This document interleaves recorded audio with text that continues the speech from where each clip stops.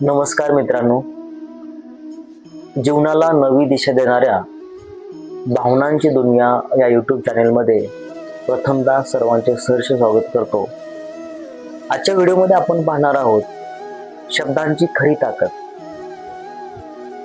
आजचा हा जो व्हिडिओ मी तयार करतोय त्या व्हिडिओच्या पाठीमागे हा उद्देश आहे की तुम्हाला तुमच्या शब्दांची खरी ताकद ओळखता आली पाहिजे.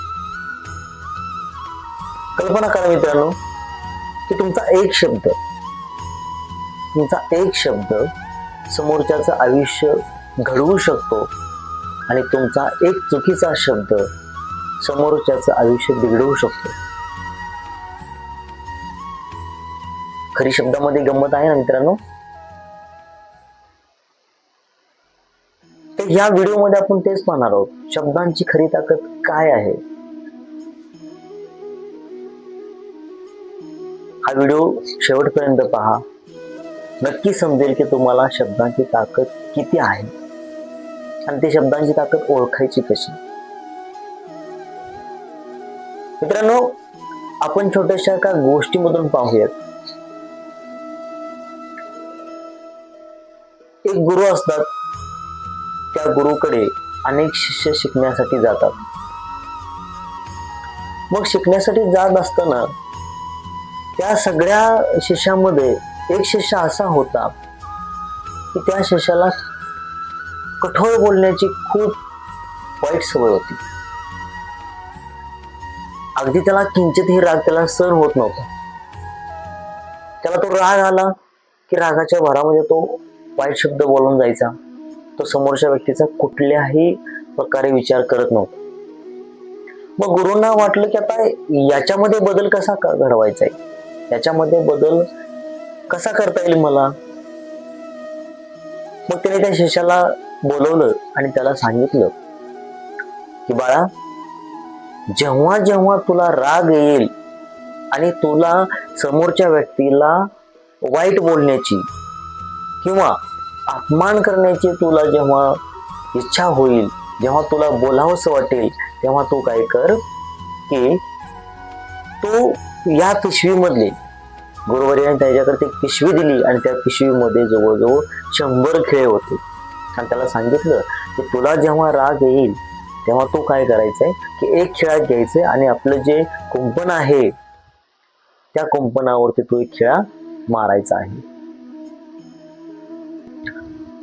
पहिल्यांदा त्या शिष्याला राग आला. त्यांनी पहिल्याच दिवशी एकाच ह्याच्यामध्ये जवळजवळ त्यांनी काय केलं, 100 खिळे मारून टाकले. भयंकर राग आला त्याला. त्याने कुंपणाच्या भिंतीवरती दन दन दन असे 100 खिळे मारून टाकले. गुरुवर्याने परत दुसरी पिशवी 100 खिळ्यांची दिली. पुन्हा त्याला ते सांगितलं की तुला जेव्हा राग येईल तेव्हा तू काय करायचंय की याच्यामधनं तो खिळा त्याच्यामध्ये मारायचा आहे. तर ते मारत असताना दुसऱ्या दिवसामध्ये त्याचं प्रमाण कमी झालं. ज्याने पहिल्या दिवशी त्याने 100 खिळे मारले होते त्या दिवशी त्याला पूर्णपणे त्यांनी 80-90 असे खिळे मारले. म्हणजे याचा अर्थ त्याचा राग कमी कमी होत गेला. आणि असे दिवसेंदिवस पाठीमागे जाता जाता ते सगळे खिळे त्याचे प्रमाण कमी आलं. आणि त्यांनी सांगितलं की गुरुवारी आजही मी एकही खिळा मारला नाही. आणि गुरुवारी हसून म्हणाले की अरे बाळा, आता तुझ्यामध्ये बदल झालाय. आता तू काय करायचंय की तुझा ज्यावेळेस समोरच्या व्यक्तीवरती राग येतोय आणि तो बोलू शकत नाही असं तुला वाटतंय, त्या दिवशी तो एक खिळा काढायचा. असं करता करता सगळे खिळे त्यांनी काढले सुद्धा. आणि त्यांनी गुरुवारीला सांगितलं की गुरु, मी जेवढे खिळे मारले होते तेवढे सगळे खिळे काढले. आणि हसून गुरुवर्य म्हणाले की ते आपण त्या कुंपणाकडे जाऊयात आणि तू जिथे खिळे मारलेत मला ते दाखव. गुरुवर्य गेले तिकडे. त्यांनी पाहिलं आणि हसून म्हणाले की बाळा, बघ ना, तो खिळे रागाच्या भारात मारलेत, शांतपणे तो ते काढलेत. मारताना तो रागाने मारले. काढताना तो शांतपणे काढले, पण तरीही त्या कुंपणाच्या भिंतीवरती जखम आहे, खड्डे तसेच आहेत. तो जरी तो खिळा काढला असेल तर त्याच्यामध्ये जे छिद्र आहे तसंच आहे. मग त्यांनी सांगितले की मानवी मनाचं असंच आहे. जर आपण समोरच्या व्यक्तीला अपमानित करत असतो, रागाने अपशब्द बोलत असो, तर समोरच्या व्यक्तीच्या मनाला झालेली जखम हे माफी मागून भरता येत नाही किंवा ते भरतही नाही. तेव्हा मी ज्यावेळेस तुम्हाला पहिल्यांदा सांगितलं होतं की शब्दांची खरी ताकद काय आहे, की तुमचा एक शब्द समोरच्याचं आयुष्य घडवू शकतो आणि तुमचा एक वाईट शब्द समोरच्याचं आयुष्य बिघडवू शकतो.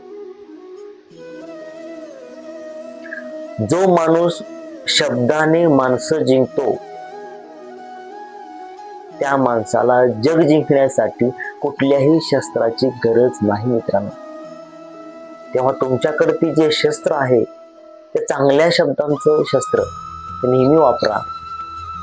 माणसाची मन जिंका.